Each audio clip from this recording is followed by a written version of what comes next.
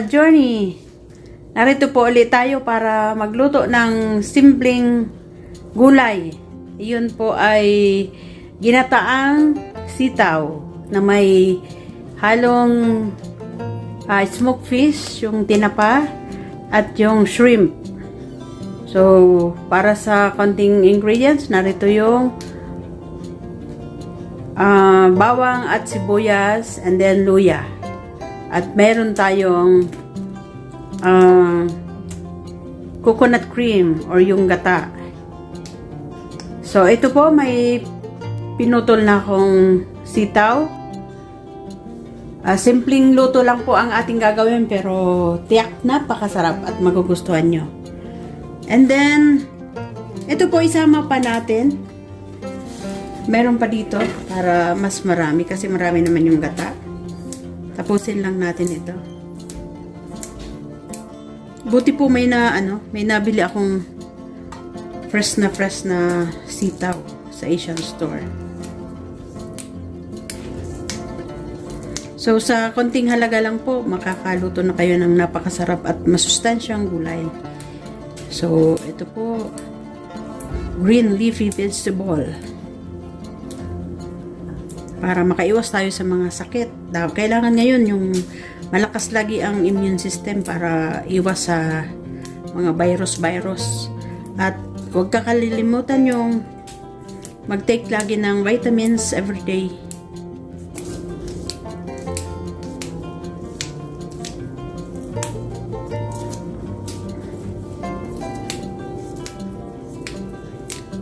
Para tayong nasa probinsya nito Mag-ano tayo, lutong bahay.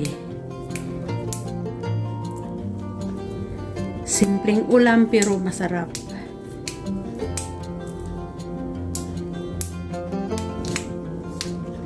Ito po malapit lang, madali lang itong gawin, madaling lutuin.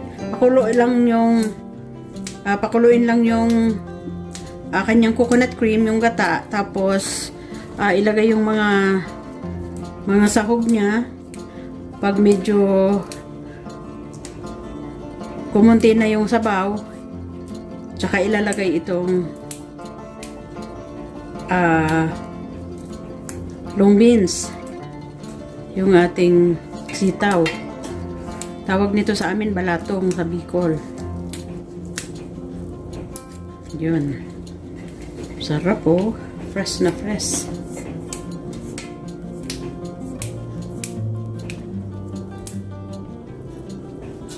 Yun. So, tapos na po tayo mag-prepare ng sitaw. Ito. So, ito pong pangsahog ang ating susunod na hihiwain. Ayan. Pag ginataan po, kailangan mas masarap may luya para dagdag aroma. Kasi ito, pitpitin lang natin.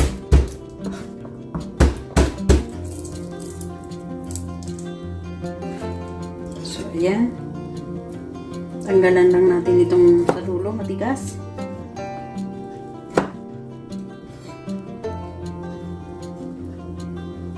So, para po doon sa mga hindi pa nagsusubscribe sa aming channel, paki-subscribe na lang po. I-type nyo lang po yung Floor Needs Official. Lalabas po doon. Minsan makikita nyo yung Floor Needs Journey Official. Sa amin din po yun. Bali, iniksian lang namin yung ginawa namin Floor Needs Official para hindi po kayo mahirapan mag-type. Pero sa amin din po yun ang asawa ko. So, in-invite ko po kayo na mag-subscribe din sa aming channel. At mag-share din po, paki-share na lang po, and like sa aming mga post na mga vlogs. Malaking tulong na din po yun para madagdagan po ang aming mga subscriber at tuluyan na po kaming mamonetize. At pagka nagkaganon po, tutulong naman tayo sa iba. So, yun. Yun naman po ang goal ng bawat isa sa atin. Yung mas marami tayong matulungan.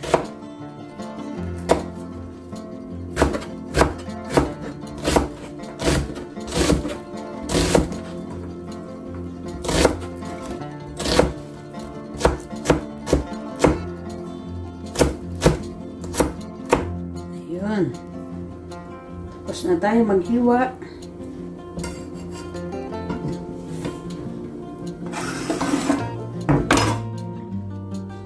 So, ito po ang sangkap natin. Isusunod natin yung shrimp and then yung shrimp at ang tinapa. Pero naka-frozen pa eh. Maya-maya pa yan. Okay?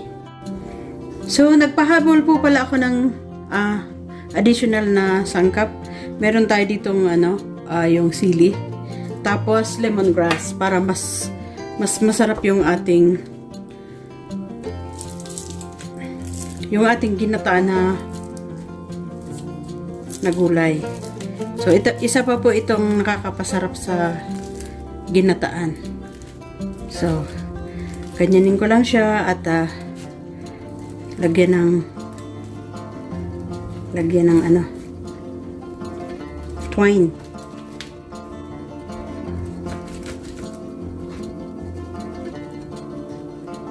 Kailangan po kasi itali para wag siyang hiwa-hiwalay. Ayan. Oh. Isa pa po itong nakakapasarap sa ating lulutuin. At ito po, buksan na natin.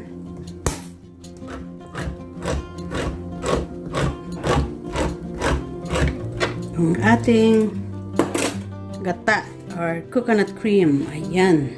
So, ready na po yan. Hindi na tayo magkakayod, pero mas masarap din po yung fresh, yung tayo pa ang magkakayod. Kaso dito, ready na eh.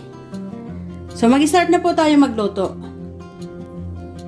So, ayan po, mag-start na tayo magluto. Yan, nilagay ko na yung isang gata. Gawin nating dalawa para mas masarap. So, hintayin po natin siyang kumulo and then itong mga sangkap natin, pwede na nating isabay-sabay na ilagay. Yun.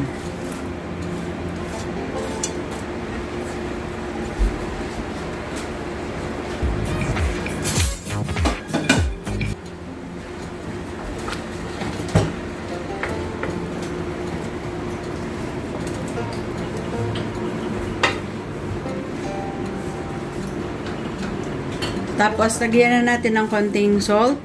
Konti lang. Para maglasa na. Mamaya magtitimpla na lang tayo. And then, itong paminta.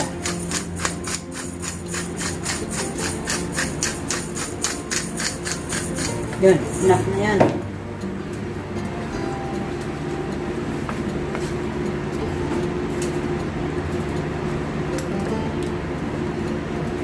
So, ito po, manood lang kayo ng kung paano gawin ang ginataang sitaw. Madali lang po siyang gawin. Yung ating pong tinapa, mamaya natin ilagay kasi baka malusaw. At ito pong ating hipon, yun, isabay na natin. Okay naman yun kasi hindi naman siya madudurog. Hintay-hintay lang po. So, ayan po, medyo konti na yung yung sabaw niya. Pwede na po natin ilagay yung ating sitaw. Yun. Ibuhos na lang natin.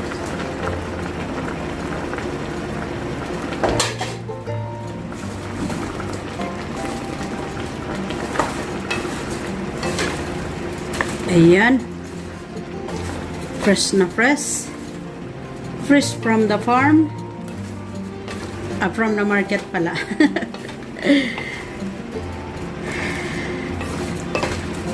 So, masarap po ito. Lalo nakakamay kumain. Talagang gaganahan ka kasi napaka sarap ng ating sitaw. So, ayan po.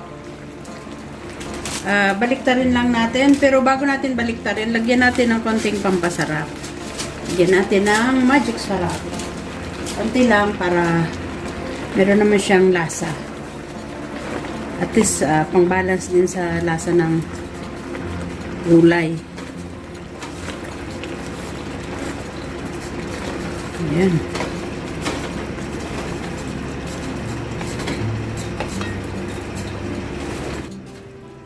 So, shout out po sa aming mga subscriber, sa mga walang sawang nanonood ng aming vlogs. Ayan.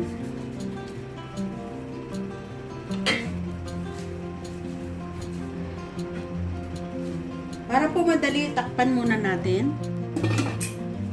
Ayan. So at this time po, pwede na natin ilagay itong ating smoked fish. Yung ating tinapa.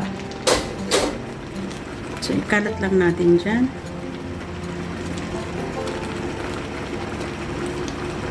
Napakasarap ng ating gulay.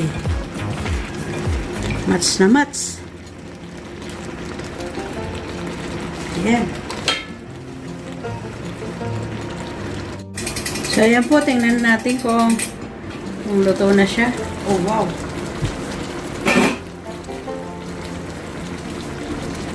Balik ka rin ulit natin.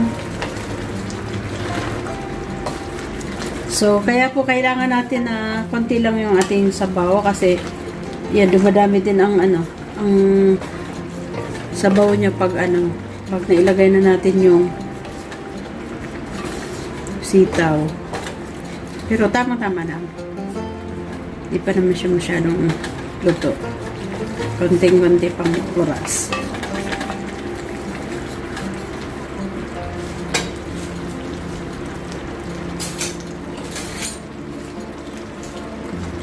Pero po, pwede na natin siyang tikman kung kumusta na yung lasa niya. Ayun. Sakto na po yung lasa niya. Manamis-namis. Kailangan hindi siya maalat para masarap. So, hayaan lang po natin siya hanggang maluto siya ng tuluyan. So, ayan po. Patuyuin na lang natin yung konting sabaw. Para, ayan. Lalo siyang sumarap. Kailangan konti lang yung matirang sabaw.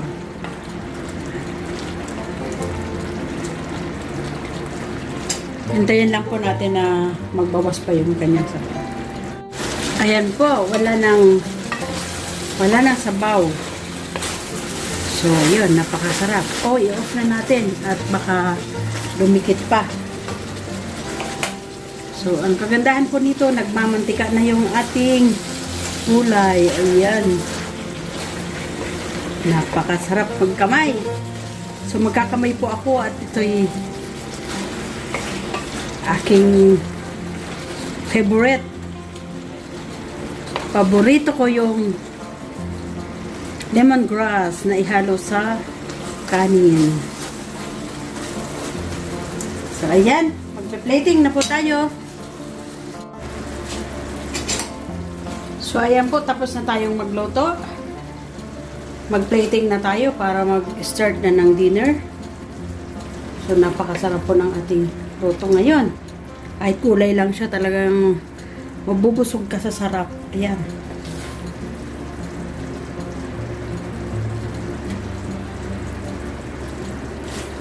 Super yummy talaga siya.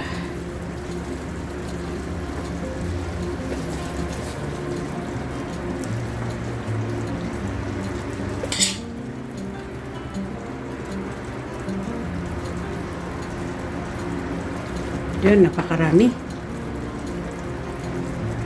Ang maganda po nito at naubos yung sabaw.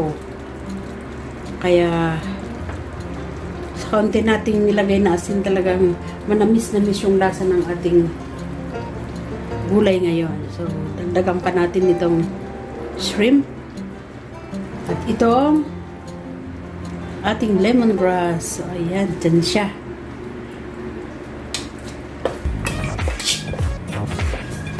Napakasarap. Sabaw. Wala na. Konting-konti na lang. Ayan. So, mga ka-journey, it's time na. Time to eat na ng dinner. Ayan. Diyan na yung ating napakasarap na gulay na sitaw. So, napaka-yummy. Lalo pag nagkamay. Ayan. So, hindi na natin po ito patagalin. Kain na tayo at maghahating gabi na naman. So, maraming salamat po sa mga sumubaybay at sumusuporta sa amin. God bless na lang po. At sana wag po kayong magsawang manood ng aming mga vlogs. Halos po everyday na naman ngayon nag-upload ako. Thank you so much po at magandang araw po sa inyong lahat. God bless everyone. I love you all. Bye-bye. So, ayan po. Kakain na tayo. Kuha tayo dito. So, ilagay natin dito sa ating rice. Ayan.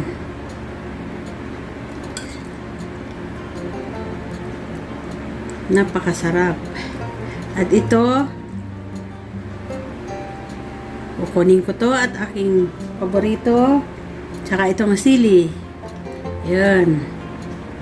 Ayan, napakasarap na sili. Lagyan natin ng konting sabaw. Ubos yung sabaw. Yun. So, ayan po. Tikman natin. Yun po, nagkamay na talaga ako. Isubo natin kung gaano siya kasarap. Gusto ko maraming gulay. Init pa. Ayan. Unang subo po para sa inyo. Super yummy. Karantesado po. Recommended po gulay na sitaw na ginataan. Ayan. So, thank you po. Tara po, kain na po tayong lahat.